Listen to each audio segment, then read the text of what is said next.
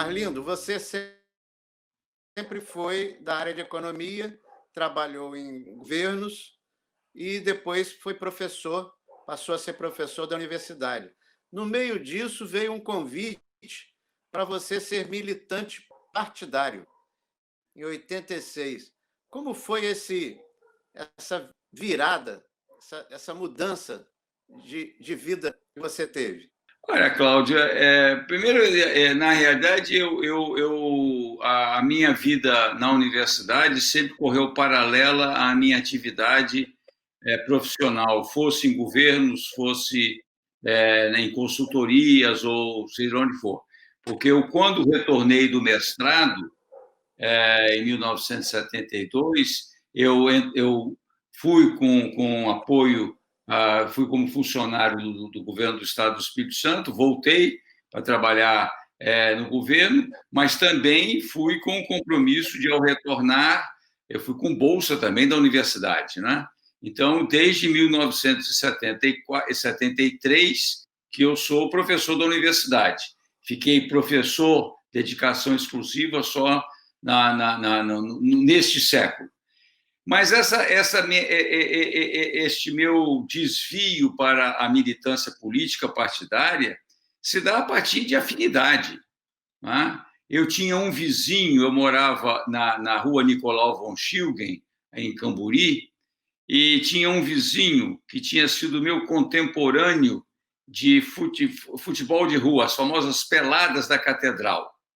Ele era um grande goleiro, chamava-se Vitor Buais. Vitor Buais mudou-se para bem próximo da minha casa, em Camburi. Frequentávamos a praia, né? Caminhávamos muito cedo pela praia. Quando eu caminhava, ele era muito mais disciplinado. E em 1985, ele sai da casa dele, vai lá em casa e diz: nós, pelo PT, estamos propondo uma candidatura, vamos fazer um lançamento de uma candidatura de Vitória. E estamos fazendo reuniões preparatórias para a gente discutir a cidade. Você é um estudioso desde sempre, teve uma atuação muito forte na Fundação Jones dos Santos Neves, como diretor técnico, fazendo plano diretor, etc. E eu gostaria de saber se você se importaria de ir lá participar. Eu falei: lógico, Vitor, que não tem nenhum problema, inclusive porque aquelas memórias que eu ainda tenho da época da fundação e também aquilo que eu aprendi muito quando eu fui trabalhar na, então, Empresa Brasileira de Transportes Urbanos em Brasília, isso tudo não me pertence, isso aí eu devo à sociedade, eu tenho que retornar à sociedade. Me lembro muito que a primeira reunião foi num daqueles predinhos Semunes, lá na universidade, no antigo, onde funcionava o departamento de arquitetura, e eu me lembro que foi a primeira vez que eu vi Graça Andreatta, não é? Que eu vi o Kleber, eu já conhecia, obviamente, mas o Kleber estava lá, e várias pessoas, não é? Que depois eu fui identificando, é possível até que você também estivesse lá, que depois eu fui identificando como pessoas da militância do partido. E eu confesso a você que eu achei aquilo muito interessante. E eu, então, mergulhei de cabeça na campanha do Vitor. Eu não sei se você se lembra, mas parece até que era uma piada, fosse uma piada interna.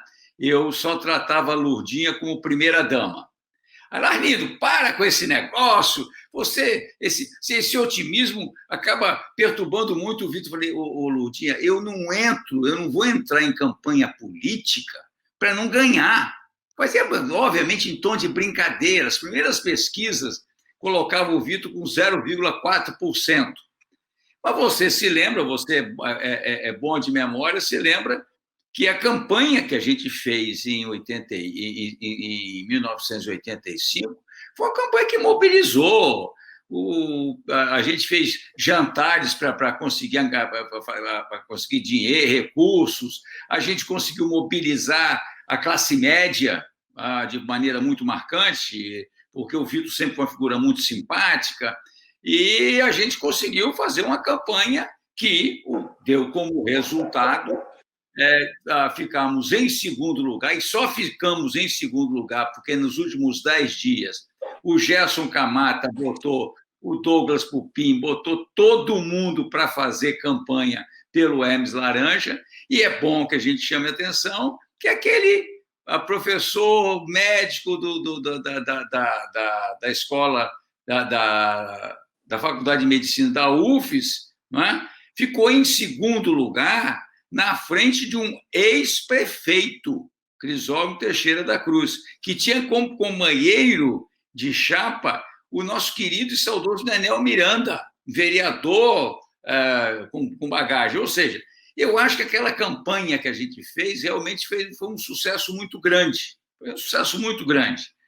E aquilo gerou em mim, primeiro me expôs a um mundo que eu não conhecia. Total. Me expôs aos movimentos sociais, à maneira como as discussões ocorriam, porque você sabe perfeitamente bem que até 85 eu era um tecnocrata. Não é? Eu era um tecnocrata com compromissos com melhoria para a sociedade? Era. Tanto é que me lembro muito bem de interagir com pessoas. Aprendi muito com Maria Clara, fazendo malcriação comigo. Ela e Ana Doimo, que era colega da universidade, mas que estava no movimento dos transportes. Tadeu e Ana, quando vieram para o Espírito Santo, foram morar ali no Paú, se não me falha a memória. Então, dali, eles começaram a ter uma militância muito grande com os movimentos sociais, assessoria. Então, eu me lembro que eu era absolutamente poroso, absolutamente, até encantado com esse tipo de novidade, que não era tecnocrata. A minha ex-mulher escreveu uma dissertação, na minha opinião, uma brilhante dissertação, na Universidade de Brasília, quando foi me acompanhar na minha experiência na IBTU. Ali escreveu sobre movimentos populares, sobre participação popular em gestões. Então, eu aprendi muito à época em que eu fui secretário de Planejamento com Amaro Covre, lá de Boa Esperança. Né? Ou seja, eu era poroso até por conta, uma vez mais, do privilégio de ter convivido com Michel Bergman e o privilégio de ter tido companheiros de trabalho como Fernando Bettarello, muito atento, tem que ouvir, tem que escutar, tem que ir lá conversar. Então, aquele mundo ali de 85 foi um mundo que me encantou. E aí, obviamente, que o próximo passo qual foi? Ainda no período da eleição municipal, o Vitor vir com uma ficha e dizer: olha, eu quero que você assine Vitor, Perli e Rogério. Né? Quero que você assine essa ficha, porque, de repente, você vira um candidato nosso. Eu falei: de jeito nenhum, não assino. Mas como? Não assino, não... porque não acho legítimo. Eu tinha começado a entender um pouco a história dos núcleos. Eu falei: eu acho ilegítimo eu vir de fora e agora me transformar. Isso seria ilegítimo. Até que o Vitor foi me procurar na universidade e disse: tudo bem, vai ser respeitado, mas eu gostaria muito que você assinasse a ficha, porque nós vamos anunciar a sua filiação, bem como de inúmeros outros, né, num jantar que a gente tinha organizado com leilão de obra de arte. O Vilar doou, o Ilau doou, o Colnago doou obras de arte. Não me lembro como se fosse hoje, no Centro de Convenções de Vitória. Não, no Centro de Convenções, não. No Vitória Alice, no centro. Feito um jantar, várias pessoas, uma maravilha. E eles queriam anunciar. Anunciaram ao Ekenhoff, anunciaram a mim, anunciaram mais umas 20 ou 30 pessoas. Então, ele queria, falar, mas desde que não vai me depor e querer me fazer. Então, foi essa a minha entrada. Uma entrada numa coisa que eu me devia, Cláudio. Muito obrigado por você ter feito, porque isso era uma dívida que eu tinha para comigo. A minha carreira política, militância estudantil, foi abortada em 1964. Não é? Fazia parte da UAGES, que era o Grêmio do colégio estadual, com os Schecker, né? Tanto o Schecker quanto não é Nami, não, como é que era o nome do mais forte, que é médico, né? Julinho, Julinho, que agora não me lembro, de Vila Velha também. Então, nós tínhamos... Michel. O Michel é um, mas eu estou falando do Julinho, que foi médico, o Julinho que depois foi para a Colatina, sofreu muito perseguido pela ditadura. Então, em 64, essa minha vocação a partir da Juventude Estudantil Católica, que era tão bem coordenada pelo padre Valdir, isso foi abortado, não é? Porque não podíamos fazer militância, eu fui para os Estados Unidos, voltei do AFS, e aquela coisa ficou meio aqui reprimida. Então, quando surge 85, eu falei, agora é a minha vez de ter uma militância. E que eu confesso a você que foi como eu sou grato a todas as experiências que eu tive, desde a experiência de tecnocrata, a experiência na universidade, mas essa experiência político-partidária, para mim, foi fundamental, inclusive para eu entender que ela não é a minha praia. Mas você só consegue dizer que não é a sua praia quando você a experimenta. E quando você a abandona sem ressentimento. Né? Quando você a abandona sem ressentimento. Eu abandonei a militância política partidária, né? Me dei conta de que o que realmente eu queria era dar uma guinada, me aprofundar na academia, tanto é que saí da campanha de 86, muita gente achava que eu ia ser candidato a reitor, eu não fui. Pelo contrário, em 88 eu fui fazer meu doutorado.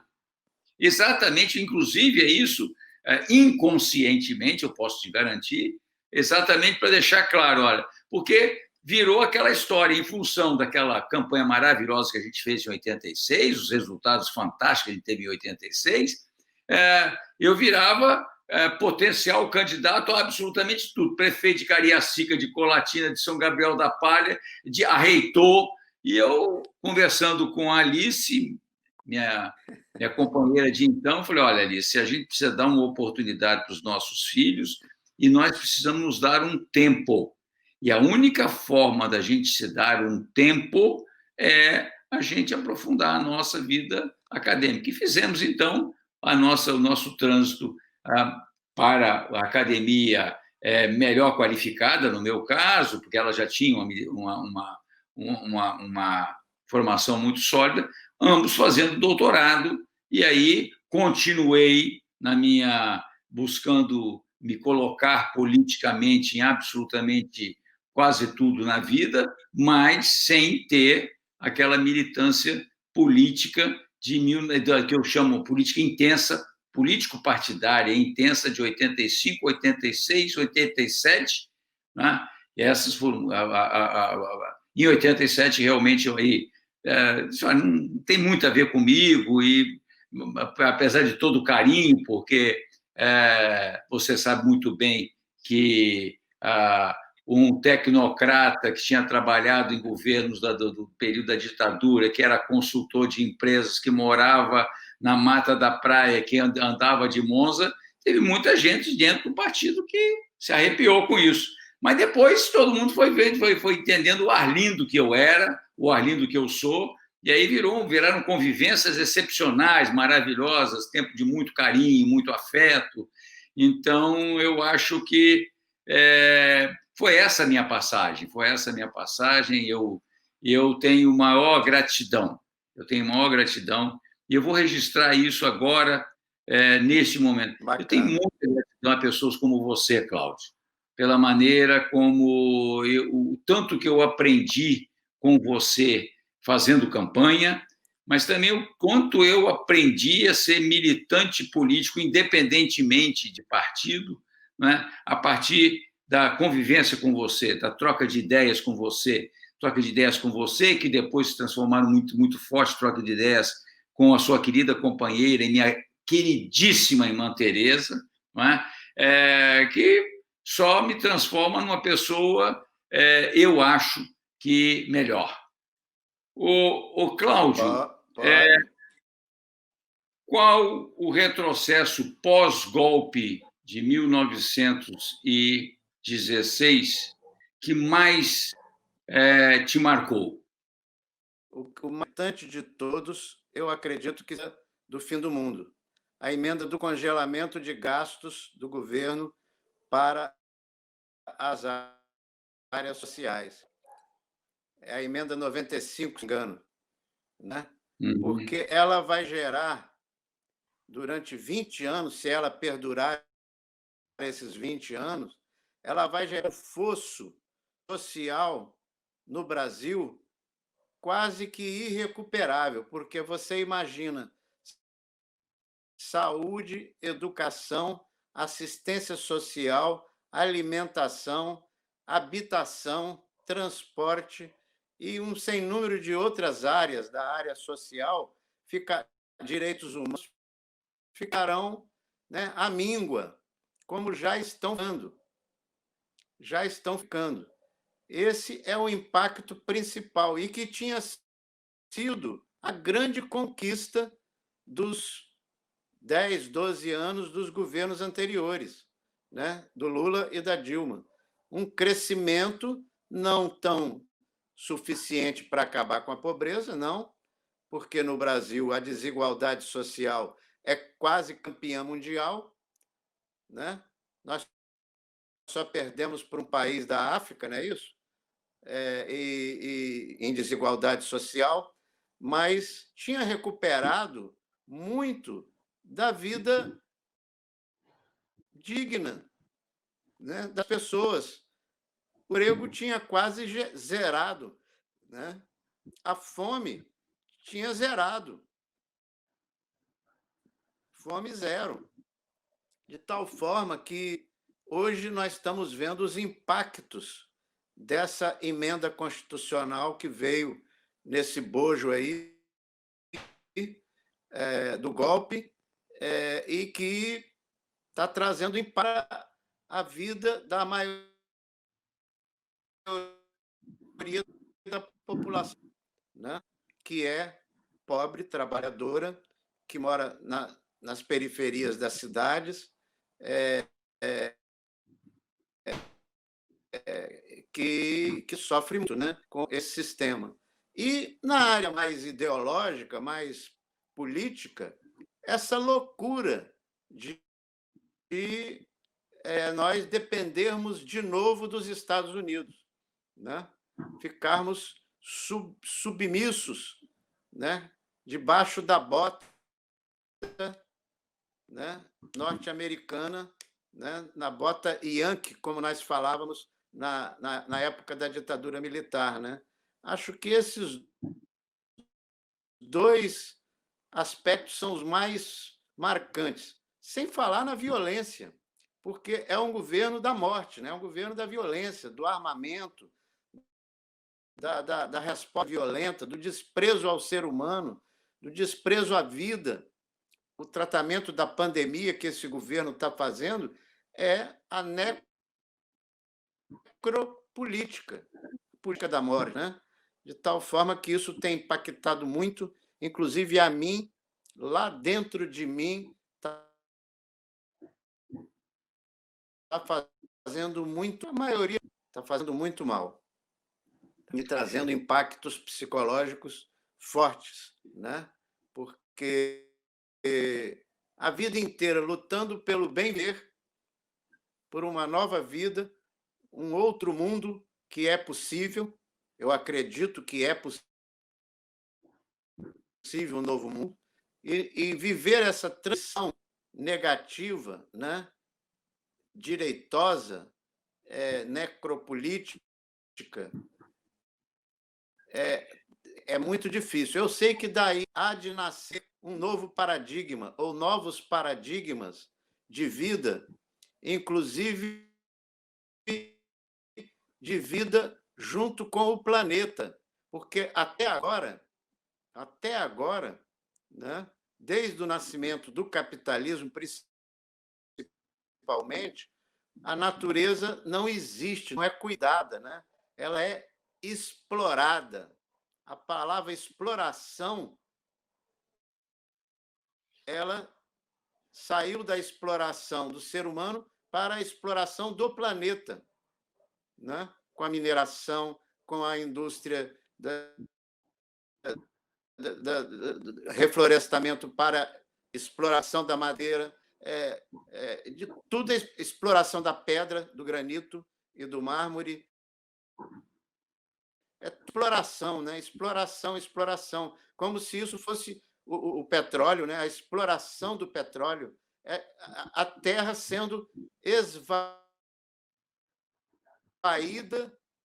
do que ela é, do conjunto que ela é, né? Então, é bem possível que, após essa crise da pandemia, né?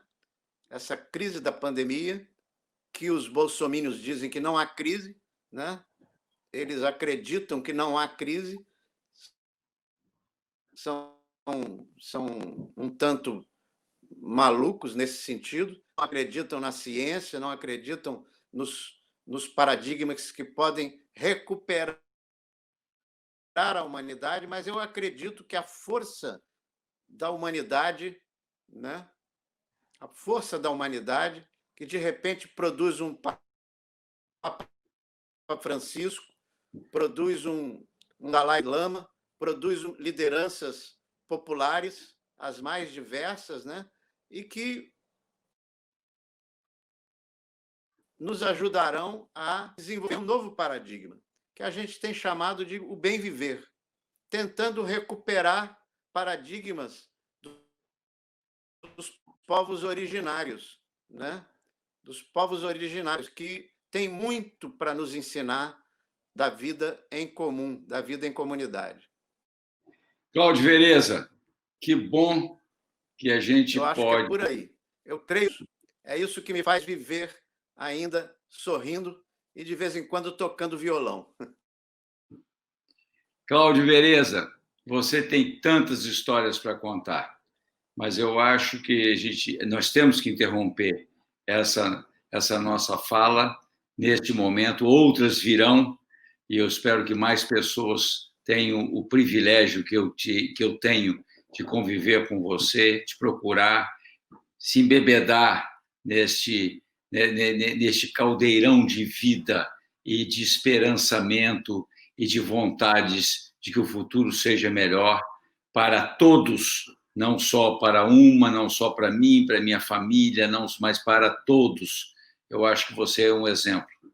Eu agradeço a você, eu espero que as pessoas daqui a 30, 40 anos, não sei onde, não sei quando, não sei como, entendam os nossos tempos, e principalmente esses nossos tempos de 80 a 2020, melhor a partir do seu depoimento. Muito obrigado. Paz e bem. Paz e bem, eu que agradeço. Um abração.